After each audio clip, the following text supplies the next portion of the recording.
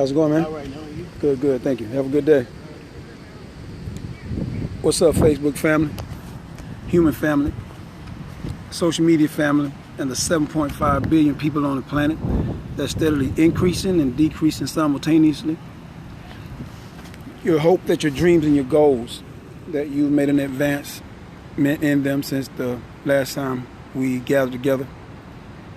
And I just want to say up front, if you like these videos, please share them with others. And we want to try to reach as many people as we possibly can. Today is a day about prosperity. And I just want to try to deal with these. Normally when I talk to the people of the world, I have my own working theories about things. And prosperity is something I want to talk about on 3 different levels. I want to talk about it on the physical level, the mental level, and the spiritual level. And hopefully I'll be able to give you good examples of them. If not, just know that I'm really just trying to work this out in my head. Prosperity is just you simply want to be successful at a dream or a goal that you want to chase. There's tons of books that is written about prosperity. You have biblical references, you have Think and Grow Rich, you have Antonio has a new book called, the Richest Man from the Trash Can or something like that. But it chronicled his life from homelessness to becoming a very successful entrepreneur to date. And when you talk about prosperity, you always got to talk about it from a successful standpoint, because if it's not prosperity, then it's not anything that you can consider successful, right? But prosperity on a physical level is a level where people can see where you manifest a reality in the things that you desire and want most. And this is probably the most prominent one. Living in America, you can chase any dream that you so desire. You can go at it in any direction that you would choose to. And there's nothing that stops you or forbid you from doing it but you. You have to have a mastermind group or a group of people that's going to adhere to what you're doing, think that what you're doing is not only going to be successful for you, but for them as well, and then you proceed on. The physical manifestation of that would be someone who desires to have a lot of money. And when Dr. Hill talked about prosperity, he talks about riches in terms of financial gain. He said that when he was writing his book, he didn't think about, he didn't want to talk to anybody else because nothing else really mattered. Because at that time, the world was looking for a way to overcome the deficiency of money and having of fine things, and the achieving of those things would make you stand out in the world. And financial success or prosperity in that regard, you can look around you every day and see people that has overcome tremendous odds and end up with enough finances that last them through generations and generations. And most of the time when you hear young men talk about this, you hear them talking about generational wealth. That means that they don't want to leave this planet and not have it where their family wouldn't be able to take care of themselves in the midst of them disappearing. And the thought that comes to mind when I think about a person that has achieved that would be like Napoleon Hill. He grew up poor in West Virginia, met Andrew Carnegie. Andrew Carnegie gave him a formula that he used. And he told him, I can't compensate you for this, but if you will work it, then it will bring all of those desires that you want to come true. And he got out and he worked that. He wrote the book, and if you look at it today, it's translated in I think like 35 languages, and it's like one of the most studied books in terms of secular knowledge to make it where the world can have a plan or format for riches. Bob Proctor is another studier of that. Antonio T. Smith Jr. studies that. Tony Robbins, but Gary Vee. Everybody has a formula where you can see them manifest financial success. And if you want to do that, financial success is easy. You can accomplish it by any method that you want. As long as you feel that you're happy with it and your conscience doesn't really bother you too much, then financial success you can have. Then there's mental prosperity. This is the part of your life and your mind where you are trying to overcome the odds of mentally being something. Someone says that you can't do something and you want to prove to them that you can. And you set your mind on this goal because a challenge has been issued saying that you cannot do something. When someone says that to you, I think sometimes people say they're looking at their own shortcomings, and that could be true. But sometimes they could just look at you and honestly think that you can't do it.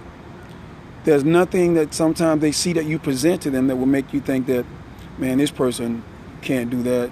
They don't have the mental stamina to withstand the barrage of rejections or the undermining of their intelligence to make them to overcome those particular things.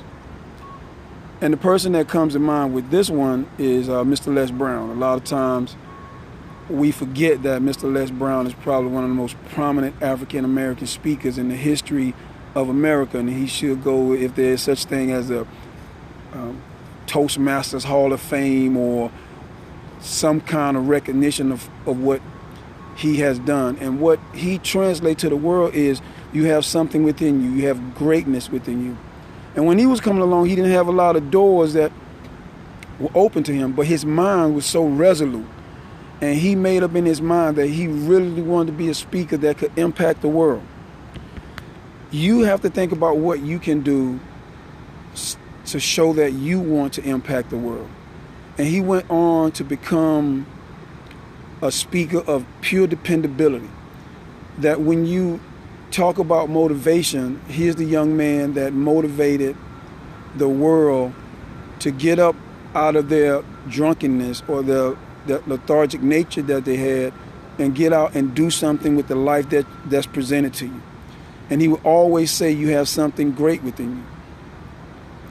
Give out but never give up. You got to constantly pursue that.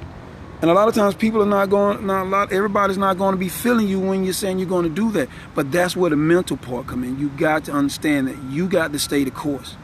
That is your goal. It's not my goal, or if my sister have a goal or my brothers have a goal, that's not my goal. My thing is to say you need to figure out a way to do it. If it can be done by somebody else, you can do it, and you got to work on it. And my message to you about mental prosperity, once you write out that plan of action and it's something that you see that you can do, then you must get out and accomplish that goal or start on the journey to making sure that you do that. And the last one, which is probably the most difficult one, is spiritual prosperity. And what spiritual prosperity is far beyond the physical and the mental, because that's a place of unknownness, things that are unknowable. Spiritual prosperity simply means that you as a human being, you're waking up every morning to a new day.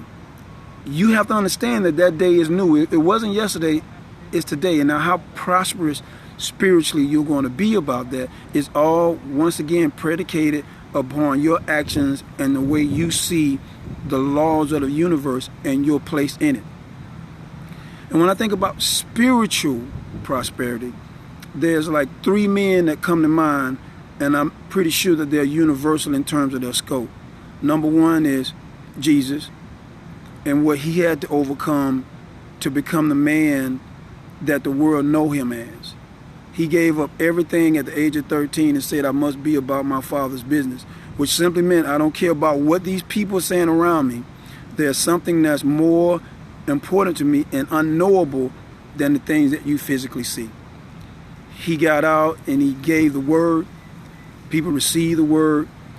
He was chastised by commoners and even people of high intellect, but yet and still he got out and became a man of spiritual prosperity. And I know people who read the book understand that Jesus fasted for 40 days and 40 nights. Most mortals can't fast for 40 days and 40 nights. but he stood the course. And you have to understand that you have to stand the course. The next one is the Prophet Muhammad. Was born uneducated in a cave, met with the angel Jibril, and he began to write the Quran, one of the most lyrical books in spiritual history. Against all those odds, he still felt the need to serve a higher God so that the world can see that there's power beyond the physical and the mental, and that the spiritual foundation is what guides you forward in life. And last but not least is Siddhartha Gautama, known as Buddha, who was born into royalty. He was set up to be a king in the country that he lived in. But there was something that was always turning inside. Now, mind you, he had the physical richness around him. He was a prince. He had the mental education around him, because there was people that was constantly feeding him education about the world and about mental stamina. But yet he felt that there was something even more important than that. He didn't know what it was, but he knew that it was important. So he gave up this whole entire foundation of richness and the mental stamina of education and proceeded out to discover what is higher than the things that he has been taught. He fasted for, I want to say, 40 days or more to become what we call an enlightened being. Once he became an enlightened being, then the financial aspect, he didn't really focus on that anymore. Even though if he had not evolved, he could go back to that. But once he became enlightened and he saw the frugality of it all, he said that's not for him. And the mental thing is, if you're trying to banter with someone about intelligence, he said there was no need to battle with that. The biggest battle that you have is the battle with yourself. So ladies and gentlemen, if you like this video, share it, and understand that prosperity on 3 levels, the physical, the mental, and the spiritual, are all levels that every human being will go through in order to find out what's truly real in the world in which we live in. And each world presents real circumstances for you, but the highest elevation is what you must find in your lifetime. Once again, ladies and gentlemen, it's been my pleasure to hang out with you for a few minutes. If you like this video, I ask that you please share it. And if you want to leave any comments on it, please feel free to do so. And remember that the more we try to discuss things that make the mind greater and grander, the more humble we become in nature. And you can still have that intensity to pursue your dream. Because like I will always say in America, in a land of opportunity, and you got opportunity that's laid out before you, ladies and gentlemen, it's your duty, it's your responsibility to find your greatness. And it's your duty and responsibility to show others that things are achievable no matter where you're from. Until next time, peace.